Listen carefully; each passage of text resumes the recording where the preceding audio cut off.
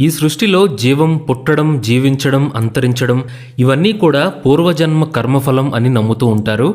అలాగే మనం ఎత్తేటువంటి ప్రతి జన్మ వెనక ఒక కారణం ఉంటుంది. పూర్వజన్మలో మనం చేసిన పాపపుణ్యాల ప్రభావం తప్పకుండా ఉంటుంది అని కూడా పెద్దలు చెప్తూ ఉంటారు.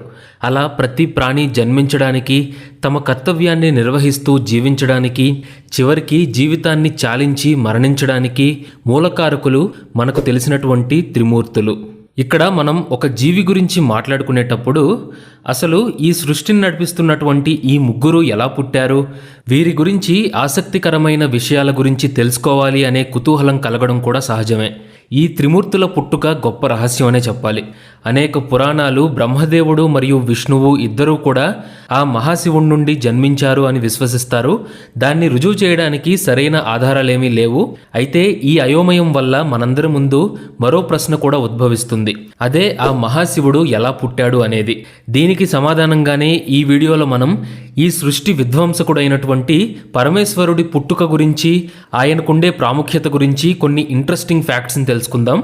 ముందుగా శివుడి పుట్టుక ఎలా జరిగింది. ఈ విశ్వం యొక్క సృష్టికర్త అయిన బ్రహ్మదేవుడి కుమారులుగా గుర్తించబడినటువంటి సనకాదిక ఋషులు సనక, సనందన, సనాతన మరియు సనత్ కుమారులు. బ్రహ్మదేవుడి ఆలోచనల నుండి పుట్టిన వీరు విష్ణువుని స్తుతిస్తూ జీవితాంతం బ్రహ్మచార్యులుగా ఉంటూ కోరికలేమీ లేకుండా ముల్లోకాలు తిరుగుతూ అందరికీ జ్ఞానాన్ని పంచుతూ ఉండేవారు.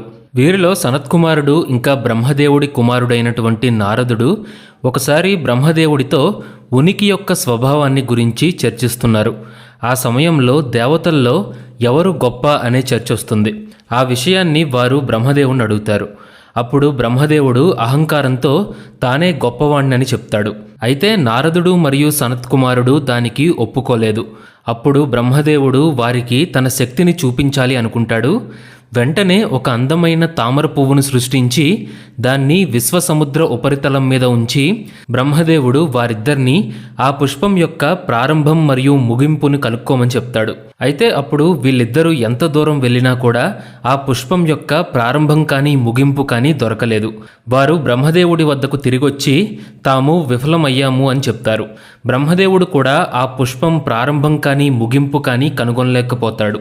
తాను తప్పు చేశాను అని గ్రహించిన బ్రహ్మదేవుడు విముక్తి కోసం విశ్వసముద్రం మీద ధ్యానం చేయడం ప్రారంభిస్తాడు. అలా బ్రహ్మదేవుడు ధ్యానం చేస్తున్నప్పుడు అతని నుదుటి నుండి ఒక చెమట బిందువు సముద్రంలో పడుతుంది. ఈ చెమట బిందువు ఒక శక్తివంతమైన జీవిగా మారుతుంది. బ్రహ్మదేవుడు ఆ జీవికి రుద్ర అనే పేరు పెడతాడు. రుద్రుడు చాలా భయంకరమైన మరియు శక్తివంతమైన యోధుడిగా గొప్ప బలాన్ని కలిగి ఉండడంతో దేవతలందరూ అతన్ని చూసి భయపడతారు. ఈ రుద్రుడు భీకర జ్వాలలతో చాలా అసంతృప్తిగా ఉంటాడు. తానున్న ప్రదేశంలో శాంతంగా ఉండలేకపోతాడు. అతడు బ్రహ్మదేవుణ్ణి మార్గనిర్దేశం చేయాలి అని కోరుకుంటాడు. బ్రహ్మదేవుడు రుద్రుడి భక్తికి సంతోషించి అతనికి శివుడు అని ఒక ఆమోదయోగ్యమైనటువంటి కొత్త పేరు పెట్టి అందమైన మరియు ఆకర్షణీయమైన కొత్త రూపాన్ని కూడా ఇస్తాడు. అతడికి జటాజూటాన్ని, మూడో కన్నును, శిరస్సు మీద చంద్రవంకను ప్రసాదిస్తాడు. శివుడు ప్రశాంతంగా ధ్యానం చేసుకోవడానికి హిమాలయాల్లో నివసించడానికి వెళ్తాడు. ఇతడికి ఉన్న శక్తిని గ్రహించి దేవతలందరూ శివుణ్ణి సృష్టి విధ్వంసకుడిగా గుర్తిస్తారు. ఈ సృష్టి అంతమయ్యే సమయంలో వచ్చి సృష్టి మొత్తాన్ని నాశనం చేసి కొత్త సృష్టి ఏర్పడడానికి మార్గం ఏర్పరిచే బాధ్యత శివుడు తీసుకుంటాడు. భయంకరమైన శక్తితో అగ్నిజ్వాలలతో ఉన్నా కూడా శివుడు కరుణకు, దయకు ప్రసిద్ధి చెందుతాడు కూడా. ఈ విధంగా శివుడి ఆవిర్భావం జరుగుతుంది. మరికొన్ని పురాణాల్లో అయితే శివుడి పుట్టుక గురించి మరికొన్ని కథలు కూడా ప్రాచుర్యంలో ఉన్నాయి. వాటి గురించి కూడా క్లుప్తంగా తెలుసుకుందాం. బ్రహ్మ విష్ణువుల గర్వభంగం చేసిన లింగోద్భవం. ఈ కథ ప్రకారం ఒకసారి బ్రహ్మ మరియు విష్ణువు ఇద్దరు ఒకరికంటే మరొకరు శక్తివంతుణ్ణి అని వాదించుకున్నారు. ఆ సమయంలో వారి వాడివేడి చర్చల మధ్య వారి ముందు అకస్మాత్తుగా ఒక అస్పష్టమైన జ్వలించే స్తంభం ఉద్భవిస్తుంది. అయితే దాని మూలాలు మాత్రం ఇద్దరికీ కనిపించవు. ఈ స్తంభాన్ని చూసి ఆశ్చర్యపోయిన వీరిద్దరూ తమ వాదులాటను మర్చిపోయి ఈ స్తంభం ఆది అంతం తెలుసుకోవాలి అని నిర్ణయించుకుంటారు. బ్రహ్మదేవుడు వెంటనే హంస రూపంలో స్తంభం పైభాగాన్ని కనుక్కోవడానికి పైకెళ్తాడు. మహావిష్ణువు పంది రూపంలో ఆ స్తంభం అంతం వెతకడానికి భూమిని తవ్వుకుంటూ వెళ్తాడు. ఇలా ఎన్నో సంవత్సరాల అన్వేషణ తర్వాత కూడా వీరిద్దరూ ఆ స్తంభం యొక్క ఆది అంతాలను కనుక్కోలేకపోతారు. వారి విఫల ప్రయత్నాల తరువాత బ్రహ్మ మరియు విష్ణువు ఇద్దరూ వినమ్రంగా తిరిగొస్తారు. అప్పుడు శివుడు లింగం రూపంలో ఉద్భవించి బ్రహ్మదేవుడికి మహావిష్ణువుకు దర్శనమిస్తాడు. అక్కడ ఆవిర్భవించిన శివుణ్ణి చూసి తమకంటే అతడు శక్తివంతుడు అని గుర్తిస్తారు. ఆది అంతం లేని ఆ స్తంభం ఈ విశ్వాన్ని నడిపిస్తున్న శివుడి శక్తికి ప్రతిరూపంగా గుర్తిస్తారు. బ్రహ్మ వైవర్త పురాణం ప్రకారం శివుడు బ్రహ్మదేవుడి నుదుటి నుండి జన్మించాడు అని చెప్తారు. బ్రహ్మ సంహిత పురాణం ప్రకారం చూస్తే శివుడు మహావిష్ణువు 2 కనుబొమ్మల మధ్య నుండి పుట్టాడు అని కూడా చెప్తారు. అయితే అన్నిటికంటే కూడా పైన చెప్పుకున్న కథ చాలా ప్రాముఖ్యాన్ని పొందింది. శివుణ్ణి విధ్వంసకుడిగా చాలామంది గుర్తిస్తారు. అయితే శాంతంగా నిశ్చలంగా ఉండి ధ్యానంలో ఎక్కువ కాలం గడిపేవాడిగా కూడా శివుడి స్వభావాన్ని గమనించవచ్చు. తరువాత లింగాకారం విశిష్టత. మహాశివుడి లింగాకారానికి ఎంతో విశిష్టత ఉంటుంది. దీనికి కూడా ఒక కథ ప్రాచుర్యంలో ఉంది. పురాణ కథల ప్రకారం చూస్తే దక్షయజ్ఞ సమయంలో తన భార్యను కోల్పోయి దుఃఖంలో ఉన్న పరమేశ్వరుడు ఋషుల మధ్య తపస్సు చేసుకుంటూ గడపాలి అని అడవికి వెళ్తాడు. అయితే ఋషి పత్నులు అక్కడ తపస్సు చేసుకుంటున్న శివుడి మీద ఆసక్తి చూపిస్తారు. ఇది నచ్చని ఋషులు అతని మీదకు ఒక పెద్ద జింకను, తరువాత ఒక పెద్ద పులిని పంపిస్తారు. పరమేశ్వరుడు వెంటనే వాటిని చంపి పులి చర్మాన్ని కూడా ధరిస్తాడు. శివుడు చేసిన ఈ పనికి ఆగ్రహించిన ఋషులు శివుడి మర్మాంగాన్ని శపిస్తారు. ఆ శాప ప్రభావం చేత శివుడి మర్మాంగం భూమి మీద పడిపోతుంది. ఆ ప్రభావానికి భూమి మీద భయంకరమైన భూకంపాలు సంభవిస్తాయి. భయపడిపోయిన ఋషులు వెంటనే శివుణ్ణి ప్రార్థించి క్షమించమని వేడుకుంటారు. అప్పుడు శివుడు శాంతించి వారిని అనుగ్రహిస్తాడు.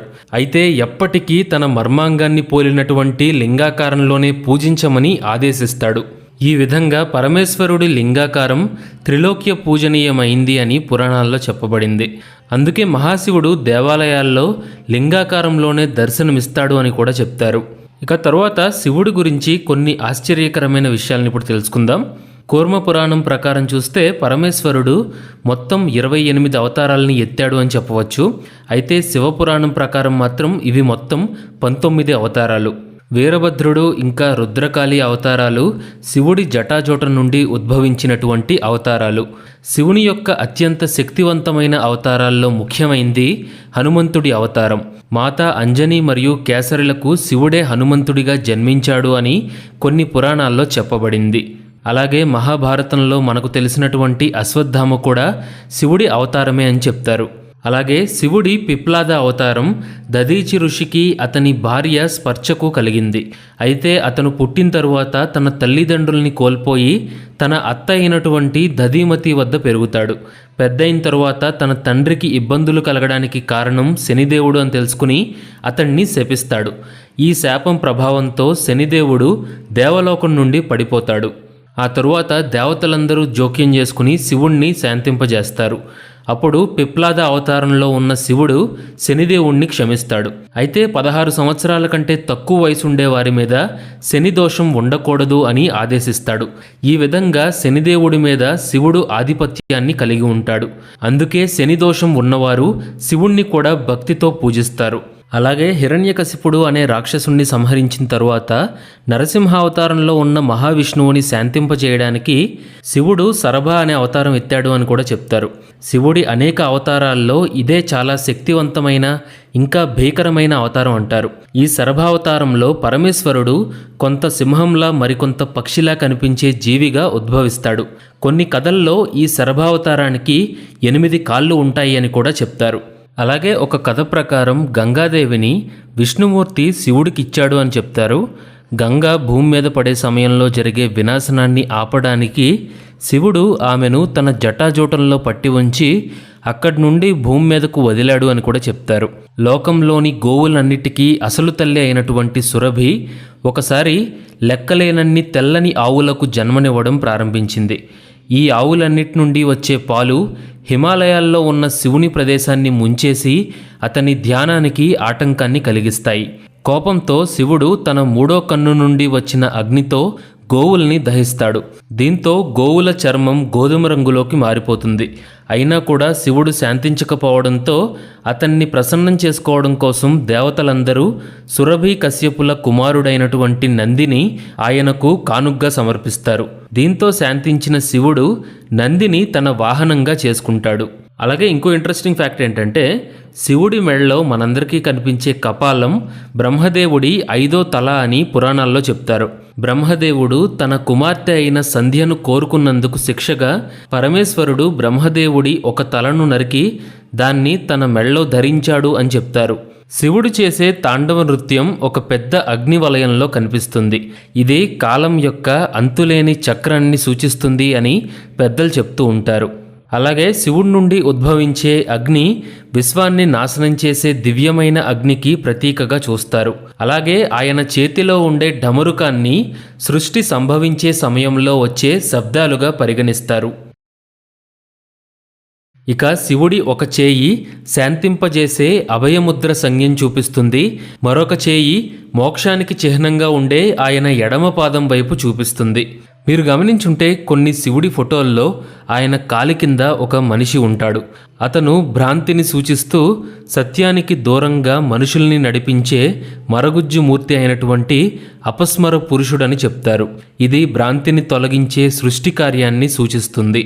అలాగే కొన్ని చిత్రాల్లో శివుడు ఒక కాలు మీద నిలబడి కుడి కాలును ఎడమ మోకాలి ముందు మడిచి కుడి చేతిలో జపమాల పట్టుకున్నట్లు చూస్తాం. ఇది సన్యాసి చేసే ధ్యానాన్ని సూచించే ఒక విలక్షణమైన భంగిమ. అలాగే కొన్ని చిత్రాల్లో ఆయన తెల్లటి ఎద్దును స్వారీ చేస్తూ వెండి విల్లును ఒక జింకను పట్టుకుని పులి లేదా ఏనుగు చర్మాన్ని ధరించి కనిపిస్తాడు. ఇవన్నీ వేటగాడిగా ఆయన పరాక్రమానికి ప్రతీకలు. శివుని శరీరం అంతా బూడిదతో కప్పబడి ఉన్నట్లు చాలా సందర్భాల్లో మనం వినే ఉంటాం. ఈ భస్మం భౌతికంగా అస్తిత్వం అనేది అశాశ్వతమైందని, అంతిమంగా అందరూ బూడిదలా మారాల్సిందేనని చెప్పడానికి ప్రతీకగా సూచిస్తారు. అలాగే శివుని యొక్క నీలికంఠం మనకు పాల కడలిని రాక్షసులు దేవతలు చిలికినటువంటి కథ గురించి చెప్తుంది. ఆ సమయంలో ఉద్భవించిన భయంకరమైన విషమైన హాలాహలం అన్ని లోకాల్ని దహించి వేస్తుంటే వెంటనే పరమేశ్వరుడు దాన్ని అందుకుని తన కంఠంలో నిలుపుకుంటాడు. ఆ శక్తివంతమైన విషం కారణంగా ఆయన మెడ నీలం రంగులోకి మారిపోతుంది. ఇక పరమేశ్వరుడు మెడలో సర్పాన్ని మాలగా ధరించి కనిపిస్తాడు. నాగజాతి 2వ రాజు అయినటువంటి వాసుకి పాముని పాలకడలి మదనం తరువాత తన మెడలో ఆభరణంగా ధరిస్తాడు. ఇలా తెలుసుకుంటూ పోతే ఆ మహాశివుడి గురించి విషయాలకు అంతే ఉండదు. బ్రహ్మ విష్ణువుకు ఆ పరమేశ్వరుడి లింగం ఆది అంతాలు తెలియనట్లే మనకు కూడా ఆ పరమేశ్వరుడి గురించి ఆసక్తికరమైన విషయాలు తెలుసుకోవడంలో ముగింపు అనేది ఉండదు. సో ఫ్రెండ్స్, ఈ వీడియో మీకు నచ్చిందని ఆశిస్తున్నాను. Thank you for watching.